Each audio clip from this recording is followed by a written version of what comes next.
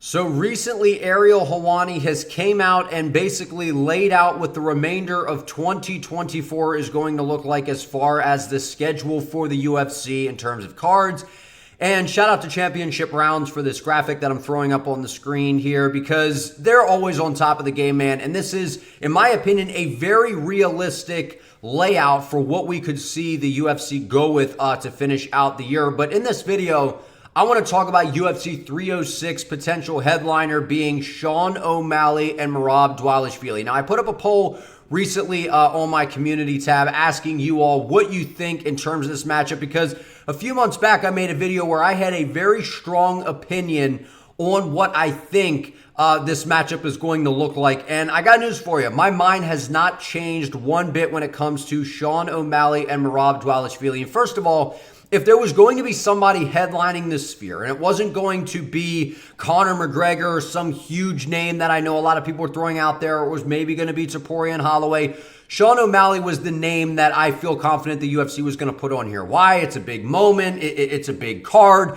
And we all know that the UFC is kind of shoving Sean O'Malley down our throats in terms of trying to build him as a superstar. But when we talk about the X's and O's stylistically of this matchup, it's very, very interesting because Merab Dvalishvili, he's not one of my favorite fighters, but what I like about Merab, and when I say favorite fighters, I like Merab, the personality. I think he's hilarious, but his fighting style is not something that intrigues me to tune into. But what we know that about when Merab fights, we're going to be getting a grueling pace, we're going to be getting nonstop pressure, and we're going to get a guy that's going to shoot for a gazillion takedowns if that's what it takes to win the fight. But something that I want to remind people of, as good as Merab is, and as alien-like as his cardio is, he's facing a guy in Sean O'Malley that I believe presents very, very different challenges than anything Merab has faced in his career. Now, I know you could say, well, Sean O'Malley is facing a guy in Merab Dvalishvili that presents challenges that Sean has not faced, and you would be also correct in that assessment. However,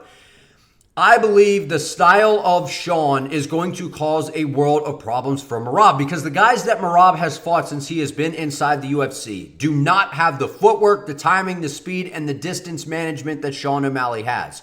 So if, let's say Merab wins this fight, how does he win this fight? Well, I think he wins, this fight would be 5 rounds. He's going to be in Sean O'Malley's face, shooting takedown after takedown after takedown, never allowing Sean O'Malley to get going. But the way that I see this fight playing out is we saw how Merab fought Jose Aldo. We saw how he tried to stuff the space, take away the space of Jose Aldo, back him up against the fence, utilize the fence to hold Jose Aldo, take him down. Aldo did a great job of getting back to his feet, but ultimately it came down to Merab just kind of stalling out Jose Aldo up against the fence. It's not going to be as easy to do that with Sean O'Malley because something that I think a lot of people are missing when it comes to this matchup. Sean O'Malley, in my opinion, as far as strikers inside the UFC and really fighters overall, I think he has the best footwork and cuts some of the best angles in the entire UFC. I mean, Sean O'Malley, not only can he fight incredibly well out of the orthodox stance, he switches and fights incredibly well out of the southpaw stance. You might say, well, what does that mean? Well, Sean O'Malley can give you a number of different looks. He can move left, he can move laterally, left and right. He can move back, he can move forward. Sean O'Malley can literally do it all in terms of the striking. Now, one of the holes and some of the question marks that we've had in terms of Sean O'Malley is what does it look like when he faces a strong grappler? And what we saw against Aljamain Sterling was Sean O'Malley allegedly had some injuries coming into that matchup. And we saw that he was able to control the distance. And even when he did, face some adversity in terms of the grappling, he was able to pop back up to his feet and he was able to create separation and keep Aljamain Sterling on the outside, utilizing those long-range tools. The front kicks up the middle, sliding back, countering with a beautiful right hand. And if I'm going to say who's better, Aljamain Sterling or Merab Dvalishvili, I got to go Aljamain Sterling. I think Aljamain Sterling is more of a threat than Merab because with Merab, he's going to drown you with pace and pressure, but with Aljo, the finishing potential is there in terms of the submissions, in terms of the human backpack as once, we were kind of referring to Aljo as because, whenever he takes your back, how dangerous he was with the rear naked choke. So let's not forget the submission ability of Aljamain Sterling, and let's not forget how Sean O'Malley, yes, he was injured and compromised coming into that matchup, how well he did in terms of the takedown defense against Aljamain Sterling. So basically what this fight comes down to, in my opinion, is can Merab crush the face, not the face, but yeah, I mean, if he wants to win, he's going to probably have to get Sean O'Malley out of there, in my opinion. I don't see a scenario in which Merab necessarily is able to stand in front of Sean O'Malley for 5 rounds. Unless he's stalling him up against the fence, shooting takedown after takedown, controlling him, kind of making it look like a Petr Yan type of matchup. I mean, maybe Merab can win the fight that way. I don't necessarily see him finishing Sean.